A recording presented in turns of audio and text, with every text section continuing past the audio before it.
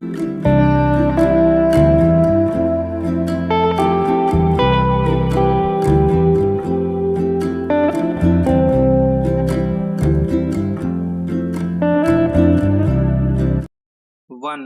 To three start. महोदय, अखिल हैदराबाद राज्य भारत सेवक समाज के दूसरे वार्षिक सम्मेलन का उद्घाटन करते हुए मुझे बहुत प्रसन्नता हो रही है। यह संतोष और हर्ष का विषय है कि आपके राज्य में भारत सेवक समाज एक जीवित संस्था है। इस संस्था ने 3 वर्षों में महत्वपूर्ण काम किया है। आपने लोगों की सहायता तथा सहयोग से सड़कें बनाई, स्कूल और अस्पताल खोले और विपत्ति में पड़े लोगों की सहायता की। ये सभी काम बहुत आवश्यक हैं। यूं तो हमारी पंचवर्षीय योजना का सारा कार्यक्रम ही बड़े महत्व का है, किंतु उसके अंतर्गत भारत सेवक समाज की स्थापना को मैं विशेष महत्व देता हूँ। इसका कारण यह है कि यह संस्था बिल्कुल गैर सरकारी है। सरकार का इससे केवल इतना ही संबंध है कि उसके सुझाव से इस संस्था की उत्पत्ति हुई। मेरा गैर सरकारी संस्थाओं से काफी संबंध रहा है और यह मेरा दृढ़ विश्वास है कि जनसाधारण का सहयोग जितना शीघ्र और सरलता से एक गैर सरकारी संस्था प्राप्त कर सकती है और सार्वजनिक क्षेत्र में आगे बढ़ सकती है, सरकारी विभाग उतनी सरलता और गति से काम नहीं कर सकता।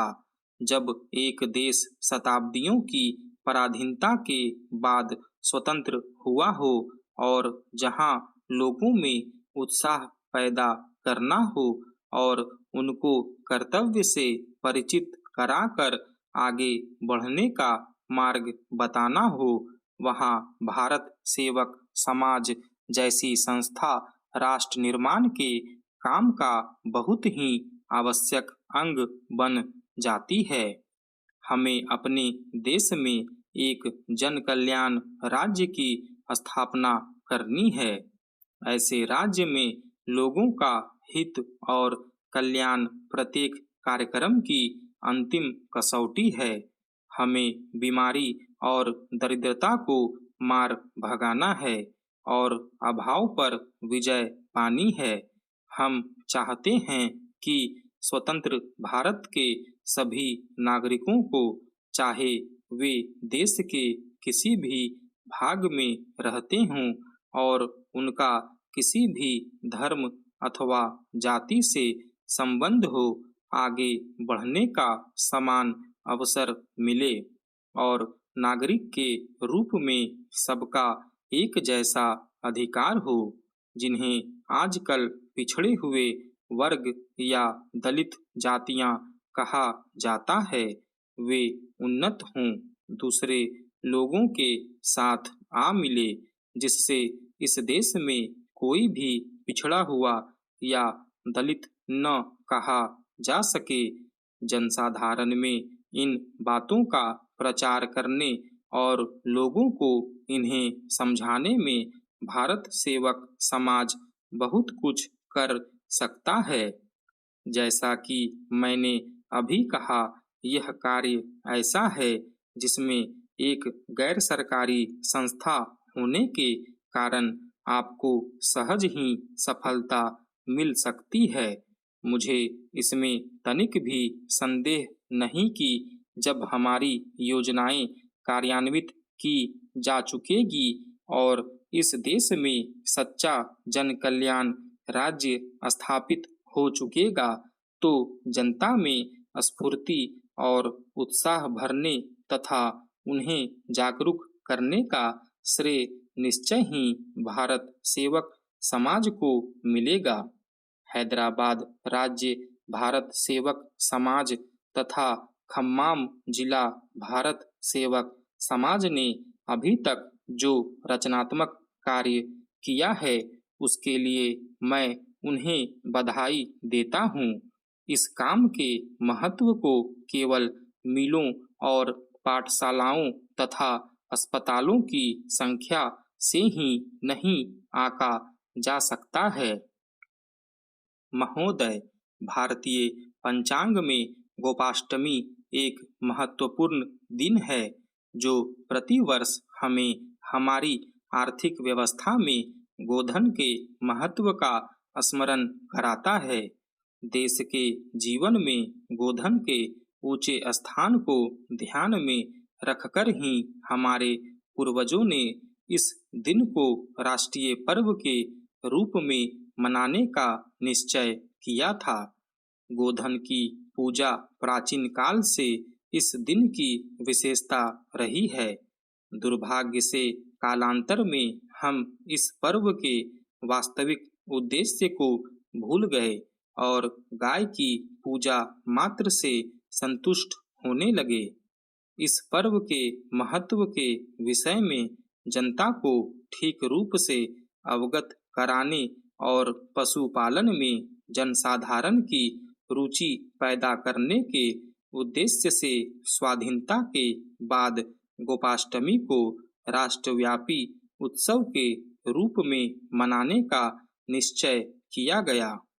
1950-51 के अनुमान के अनुसार गोधन के द्वारा राष्ट्र की आय 660 करोड़ रुपये थी।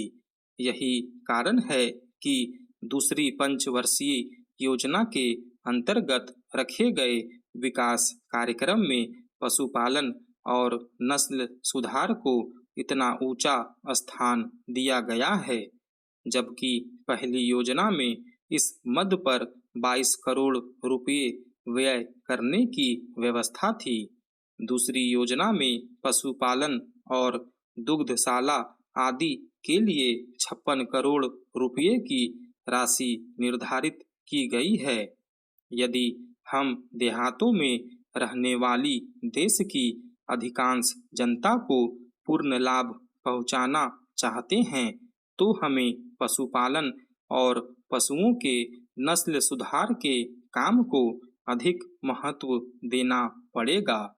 साधारणतया हमारे देश में गाय को आदर की दृष्टि से देखा जाता है, किंतु इस आदर का आधार धार्मिक भावना है।